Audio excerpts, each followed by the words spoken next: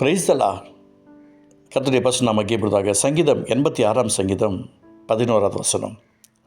Sam's 86 verse 11. கர்த்தாவே, உமது வழியை எனக்கு போதியும், நான் உமது சத்தியத்தில் நடப்பேன்.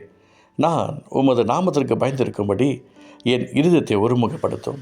எனக்கு பிரியமானவர்களே, கர்த்தருடைய அன்பு பிரசனம் உங்களோடு கூட இருப்பதற்கு ஸ்தோத்திரம்.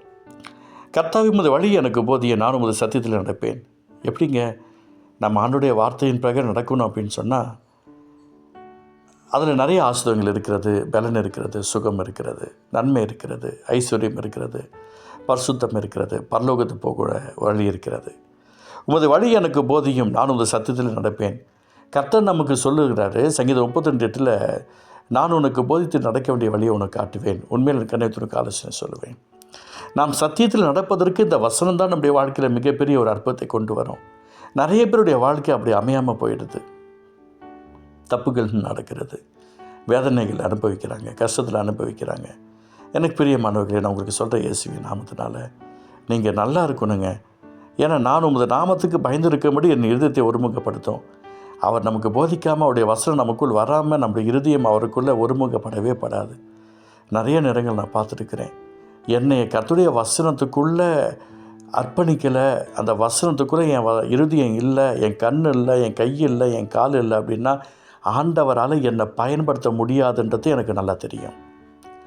எதில் நான் தப்பு பண்ணாலும் சரி, தேவன் என்னோட கூட இருக்க வாய்ப்பே கிடையாது. நல்லா நோட் பண்ணிக்கோங்க. அவர் பரிசுத்தமுள்ள தேவன். அவர் பரிசுத்தம் இருக்கும்போது நீங்களும் உங்கள் நடக்க எல்லாவற்றிலும் பரிசுத்தம் இருக்குன்னு சொல்லியிருக்கிறார்.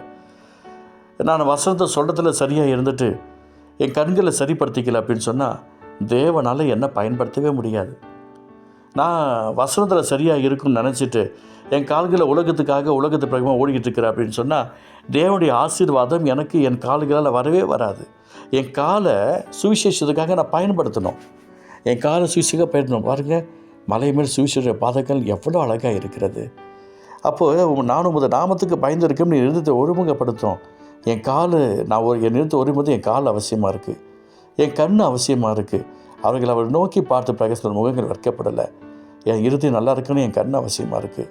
என் கரங்கள் அவருடைய வேதத்தை எடுத்து வாசித்து அவருடைய நாமத்தை மகிமைப்படுத்தும்படியாக அவரை தொட்ட யாவரும் சொஸ்தமாகின்ற வார்த்தையின் பிரகாரமாய் நான் தொடுகிறவர்களும் சொஸ்தரமாகுவதற்கு என் கரங்களை பயன்படுத்திகிட்டு இருக்கிறேன்.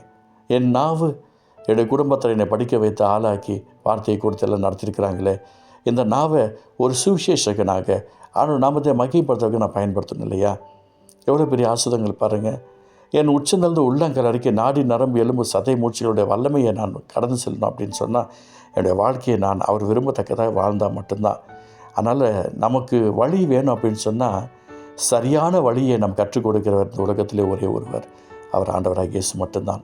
அவர் சொல்லியிருக்கிறார் பரிசுத்த யோவான் 14:6, நானே வழியும் சத்தியமான ஜீவனமாக இருக்கிறேன், என்னை இல்லாமல் ஒருவனும் பிதானத்தில் வரான் என்று சொல்லியிருக்கிறார். இயேசப்பா இல்லாமல் பரலோகம் போக முடியாது. இந்த பூமியில் அவர் ஒருவர் மேலே நீங்கள் கசப்பு வச்சாலும், உங்களுக்காக மற்றவர்கள் பிரயாசப்பட்டாலும் உங்களுக்கு ஒரு நன்மை வந்து சேராது. நீங்கள் யார் மேலே கசப்பு இருந்துச்சுன்னா ஒப்புரவாகிடுங்க, ஒப்புரவாகுங்க. நீங்கள் யார்ட்டையும் ஒப்புரவாகாமல் ஃபார்மாட்டிக்கு பேசிகிட்டு இருந்தால் உங்களுக்கு வர வேண்டிய நன்மைகள் வராது. அதே போல் உங்களுடைய தேவைகளுக்காக நீங்கள் மன்றாடும்போது அது அற்புதங்களாகி நடக்காது. என் அன்பு சகோதரனே, சகோதரியே, அக்கிரமங்கள் போதும், நாம் அதிசயமாய் வாழ வேண்டும். உங்களை நடத்துகிறவர் ஆச்சரியமான ஆசீர்வாதத்துக்குள்ளே ஐஸ்வர்யத்துக்குள்ளே நடத்துவார். அதனால் கர்த்தாவே, உமது வழியை எனக்கு போதியும். எவ்வளோ அழகாக சொல்கிறார் பாருங்களேன். உமது வழி எனக்கு போதியும், நான் உமது சத்தியத்திலே நடப்பேன், நான் உமது நாமத்திற்கு பயந்திருக்கும்படி என் இருதயத்தை ஒருமுகப்படுத்தும் என்று அழகாக சொல்லுகிறது. நம்முடைய செவிகளில் கர்த்தருடைய வார்த்தை வரணும். நம்முடைய செவிகளில் ஜனங்களுடைய வேதனைகள் தெரியணும். அதை கேட்டு ஆண்டவர்கிட்ட நம்ம மன்றாடணும், ஸ்தோத்திரம் ஒன்று துதிக்கணும், ஆராதிக்கணும். அப்பொழுது நம்முடைய வாழ்க்கையில் ஆண்டவருடைய ஆசீர்வாதத்தால் நிரப்பப்படுவார், இரக்கத்தால் நிரப்புவார், தயவால் நிரப்புவார். எனக்கு பிரியமான அன்பு சகோதரனே, சகோதரியே, கர்த்தாவே, உமது வழி எனக்கு போதியும், நான் உமது சத்தியத்திலே நடப்பேன், நான் உமது நாமத்துக்கு பயந்திருக்கும்படி என் இருதயத்தை ஒருமுகப்படுத்துகின்ற வார்த்தையின் பிரகாரமாய் இதை கேட்கிறவருடைய இருதயங்கள் இயேசுவின் நாமத்தினால் ஆவி ஆத்மா சரீரம் ஒருமுகப்பட்டும்பா. கிருபை செய்யுங்கப்பா. இயேசு நல்ல பிதாவே. ஆமேன், ஆமேன்.